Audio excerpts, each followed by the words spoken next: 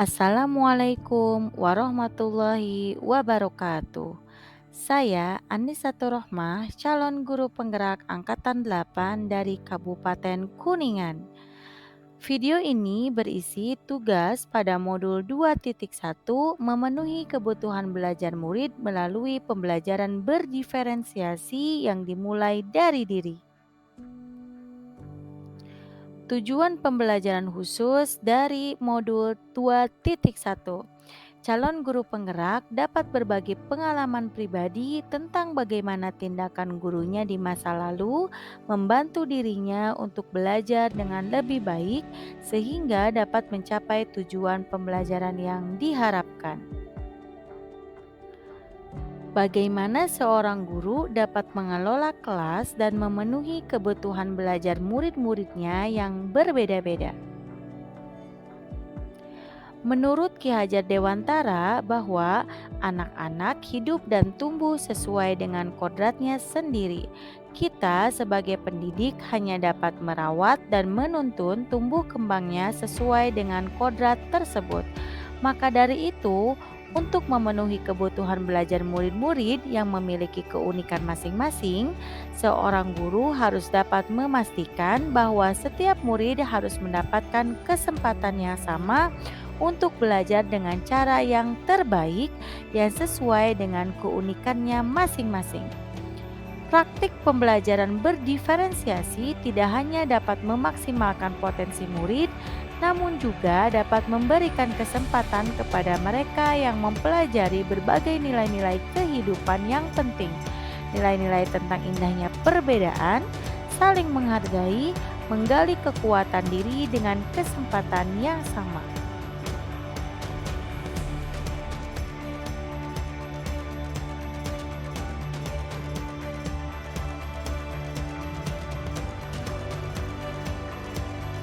Saya merupakan salah satu guru bahasa Inggris di SMP Negeri 1 Cilebak, Kabupaten Kuningan.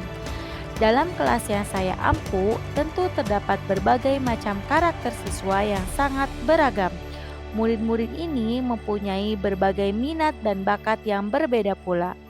Dengan memahami perbedaan karakter dan keunikan yang murid-murid saya miliki, sebagai seorang guru, saya harus bisa memfasilitasi berbagai kebutuhan belajar siswa yang beragam dengan merancang, melaksanakan, dan merefleksi proses pembelajaran yang mendukung segala minat dan bakat murid yang bervariatif dengan melaksanakan pembelajaran berdiferensiasi.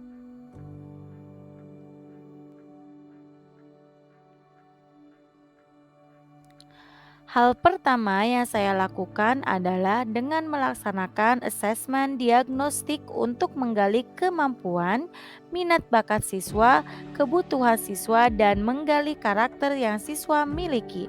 Dari hal asesmen diagnostik ini, saya akan lebih mudah mengkategorikan kebutuhan, minat bakat siswa, serta kemampuan siswa, sehingga proses pembelajaran yang saya lakukan bisa lebih bermakna dan siswa mampu mengaplikasikan setiap proses pembelajaran yang diberikan dalam kehidupan sehari-hari. Tentu ada perlakuan yang berbeda setelah mengetahui kebutuhan, minat, dan bakat siswa dan kemampuan siswa. Perlakuannya adalah diantaranya dengan meminta siswa untuk berinovasi dalam membuat produk pembelajaran berdasarkan minat dan bakat siswa. Dan juga saya meminta siswa untuk mencari sumber pembelajaran yang berbeda sesuai dengan minat dan bakat siswa.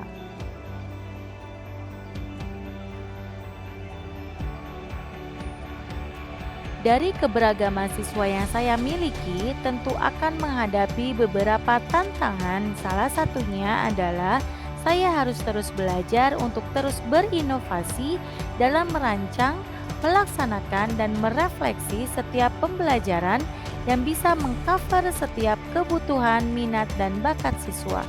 Saya juga harus mempersiapkan strategi, model, dan media pembelajaran yang sesuai yang bisa mendukung proses pembelajaran berdiferensiasi.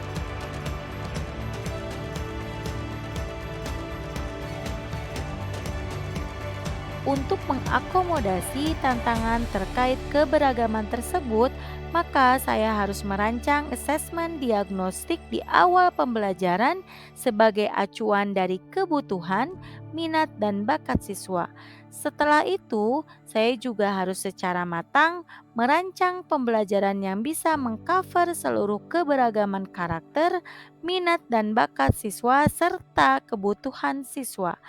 Setelah itu, saya juga harus terus melaksanakan refleksi sebagai salah satu tolak ukur keberhasilan yang saya jadikan acuan berhasil atau tidaknya pembelajaran yang saya lakukan.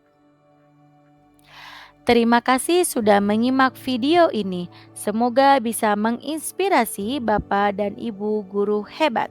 Salam dan bahagia Bapak Ibu guru penggerak. Wassalamualaikum warahmatullahi wabarakatuh.